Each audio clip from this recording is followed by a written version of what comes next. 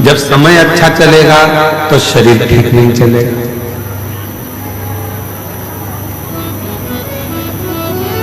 पहले मन करता था बहुत बड़ा बंगला बन जाए, बहुत बड़ा मकान बन जाए, बहुत बड़ा घर बन जाए।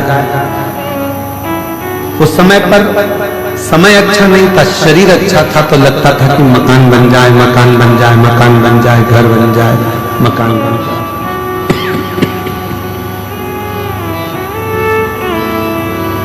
समय निकल गया, शरीर शिथिल हो गया, घुटने दुखने लगे, कमर दुखने लगी, हाथ पैर दुखने लगे। तब बच्चों ने मकान बनाया। पहले मन करता था कि मकान बड़ा हो तो मैं अंदर कपड़े धो के छत पे ले जाके सुखा दूं। इतना बड़ा मेरा मकान हो, इतनी बड़ी मेरी छत हो, इतना बड़ा मेरा पूरा भवन हो कि मैं कहीं भी मेहमान आए तो ऊपर ले जाकर उनको बिठाऊं, ऊपर घूमूं, यहाँ घूमूं, वहां घूमूं। उस समय शरीर अच्छा था, समय अच्छा नहीं था। जब समय अच्छा आया तो मकान बन गया। मकान तो बन गया पर शरीर अच्छा नहीं रह पाया। अब तुमसे कोई कहे ऊपर जाके कपड़े डालिए तो क्या भैया हाथ जोड़ू, तू चले जा, हमारे बस का। शरीर ठीक है, शरीर अच्छा था तो खाने के भी लाले पड़ जाते थे, व्यवस्था नहीं हो पाती थी, कुछ मिल पाता था, कुछ नहीं मिल पाता था। और अब समय अच्छा आ गया, बच्चे कमाने लगे, व्यापार व्यवसाय अच्छा चलने लगा, सब काम अच्छा हो गया तो मालूम पड़ा थोड़ा बहुत भी खा लो तो मालूम पड़े पेट में तकलीफ हो जाती है, शरीर सही नहीं रह पाता। समय और शरीर ये दोनों एक साथ अच्छे बहुत कम चलते हैं। और मेरी जीजियों, मेरे जीजाओं, मेरी बेटियों, बेटाओं, मेरी माताओं, मेरे बुजुर्ग माँ बाप, ध्यान रखना इस बात का, यदि तुम्हारा शरीर भी अच्छा चल रहा है और समय भी अच्छा चल रहा है तो खूब दोनों हाथों से भजन भी करो, काम भी करो, मेहनत भी करो, संघर्ष भी करो और भगवत नाम का स्मरण भी करो। अगर दोनों सही चल रहे हैं,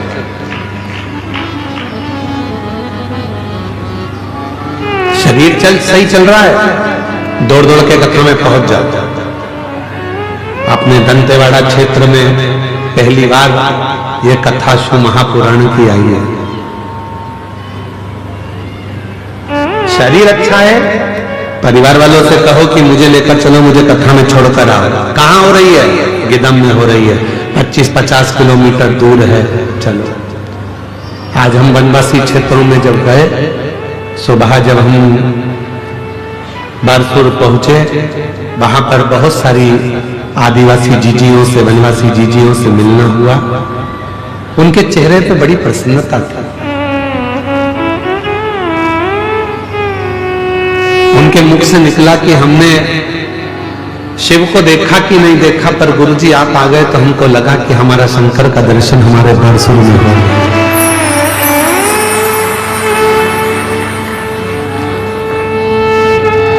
एक बहन अंदर आंख में आंसू भरकर रोने लगी, मंदिर के अंदर उसके आंसू गिर रहे। हम शिव जी को जल चढ़ा रहे थे बारसूर के मंदिर में, 32 खंबा मंदिर में, और उसकी आंख में से जल बह रहा था। हमने कहा दीदी तुम रो क्यों रही हो? तो कहा गुरुजी पहली बार हमारे क्षेत्रवासियों ने इतनी आनंद के साथ, ये पूरा क्षेत्र नक्सल क्षेत्र रहा है, पर हमारे क्षेत्र में हमने पहली बार बच्चे से लेकर बूढ़े तक के व्यक्ति के चेहरे पर प्रसन्नता देखी है। ये शिव की, ये शिव।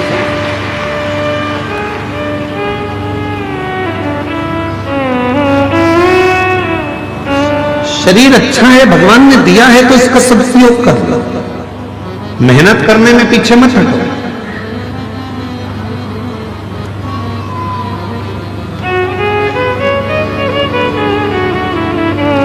भगवान को पाने के लिए बहुत बड़ी तप की, बहुत बड़ी साधना की, बहुत बड़े उपास की, बहुत बड़े व्रत की भी जरूरत नहीं पड़ती।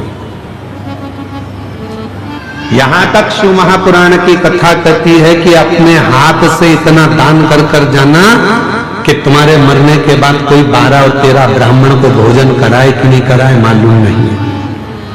अपने खुद इतने व्रत कर कर जाना कि तुम्हारे मरने के बाद कोई एकादशी का व्रत करे कि नहीं करे। लोग मरने के बाद एकादशी दान देते हैं, इधर देते हैं कि नहीं देते वो हमको नहीं मालूम है।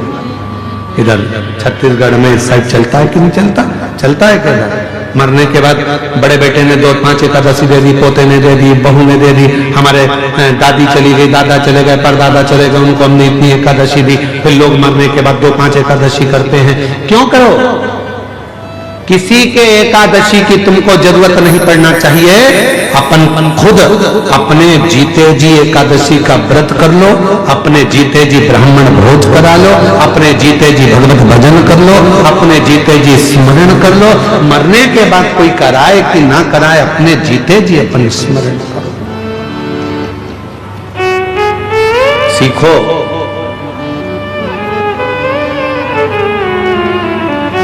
श्री विजय प्रसाद जी तिवारी जी को मैं धन्यवाद दूंगा। कहां बैठे हैं?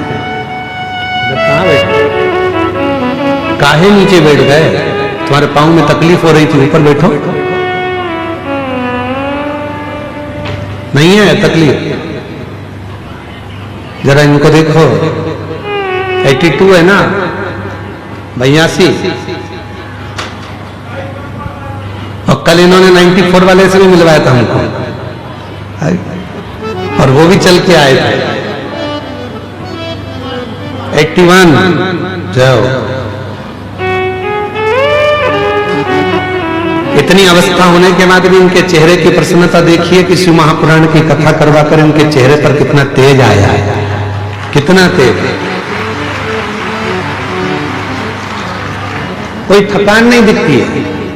हमारे साथ सवेरे बारसूर भी गए, दर्शन भी किया, घूमे भी। कल दंतेश्वरी माता के दर्शन करने गए। माननीय विधायक महोदय भी साथ में थे, श्री चैत्रा मटानी जी भी, और आप भी साथ में थे। कोई हमारे जो साथ के बच्चे हैं वो दौड़ने में थक रहे थे, पर ये तिवारी जी एकदम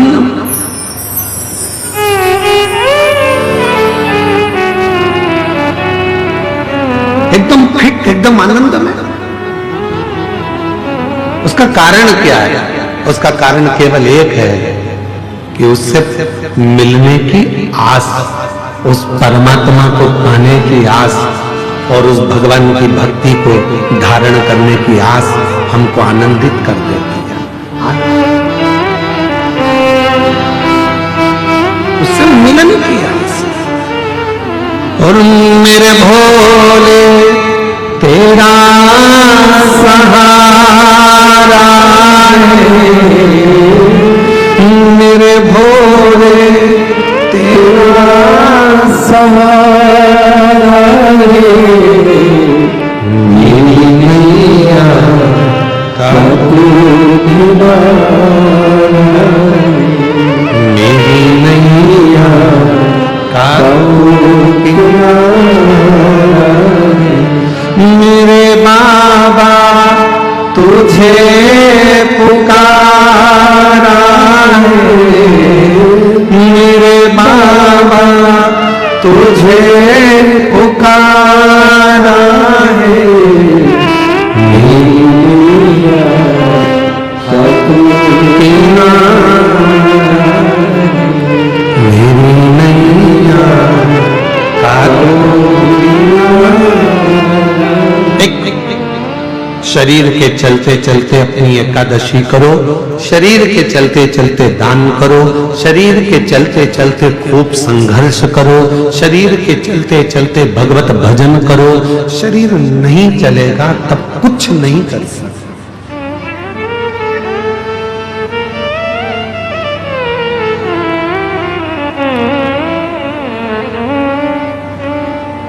शरीर चले जब तक तीर्थ कर लो, कथा सुन लो, और तुम्हारी घर में चले तब तक दोनों हाथों से दान और धर्म कर लो, दोनों हाथों से पुण्य कर लो, सत्कर्म कर लो। जब तुम्हारे घर में नहीं चलेगी ना, 5 रुपए भी तुम अपनी किसी को दे नहीं पाओगे। यहां तक कि बेटी को भी अगर कुछ देना है तो 50 वर्ष सोचना पड़ेगा, देऊंगी और कोई ने देख लिया तो।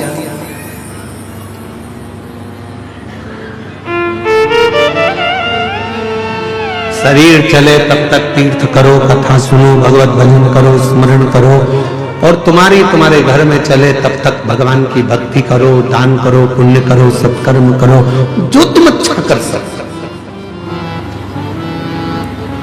फिर मौका नहीं मिला।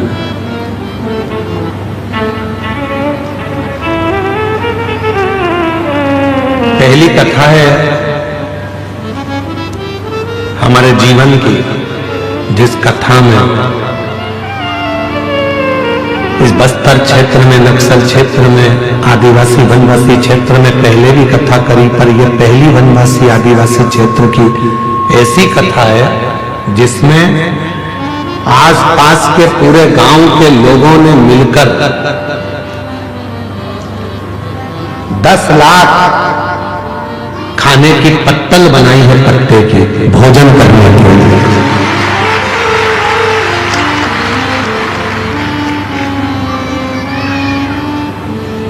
क्या है आदिवासी वनवासी के पास में? यही पेड़ के पत्ते। तो पूछा गया कि आप इस विशाल कथा को जो आयोजित हो रही है वनवासी आदिवासी क्षेत्र में, नक्सल क्षेत्र में ये कथा चल रही है, इसमें तुम क्या कर सकते हो? अच्छा चल रहा था, उसमें क्यों परेशानी कर रहे हो भाई? नक्सल क्षेत्र में, आदिवासी वनवासी क्षेत्र में तुम क्या कर सकते हो? तो उन्होंने कहा कि आप बताओ। तो तिवारी जी ने कहा कि अपने जितने भी शिव भक्त यहाँ आ रहे हैं वो भोजन करेंगे, उनके लिए अपन को कहीं से प्लेट नहीं लाना, थाली नहीं लाना, उनके लिए गांव-गांव से सब 2-2, 5-5, 10-10 पत्ते की पत्तल बनाओ और उस पत्तल पर लोग भोजन कर जाएं। हमारा वनवासी क्षेत्र की बहनों ने, जीजियों ने, जीजाओं ने, बेटियों ने, बेटाओं ने 10 लाख पत्तल निर्माण करी, पत्ते की पत्तल 10 लाख।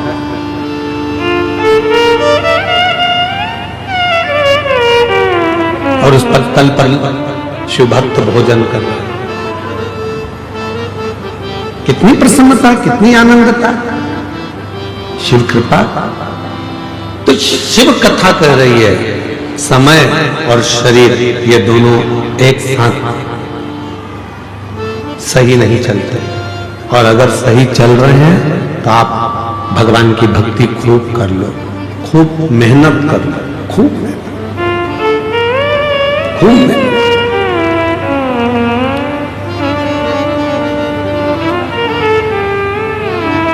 महाराज, ऐसा कोई संसार में जन्म नहीं लेता जिसकी जिंदगी में कोई दुख नहीं होता। सबके जीवन में तकलीफ है, सबके जीवन में दुख है, पर उस दुख को सिर पर लेकर चलोगे, तकलीफ को सिर पर बांध कर चलोगे तो जिंदगी को बहुत आगे तक जी नहीं सकते, जी नहीं पाओगे। कल एक मां मिली थी, वो कह रही थी गुरुजी मेरा बेटा चले गया है। आज सवेरे हम जब बारसूर गए थे तो वहां एक बहन जी कह रही थी कि मेरे बेटे को ये तकलीफ भी है और साथ में मेरा पति भी नहीं है, बहुत दुख की जिंदगी है, बहुत दुख। हमने उस बहन से एक ही बात कही कि अगर तुम्हारा विश्वास पक्का है तो एक ना एक दिन तुम्हारा बेटा चलेगा जरूर। अगर विश्वास, एक पत्र आया है,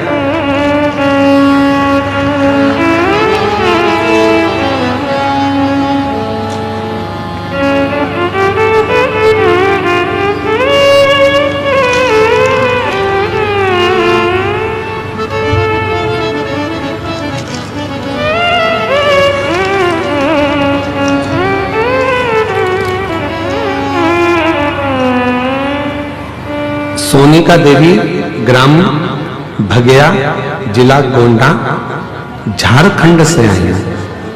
आप ही आ जाइए, एक बार पत्र लेकर जाइएगा, एक बार वापस आते ना। तो बच्चा आया है क्या साथ में? आ जाओ।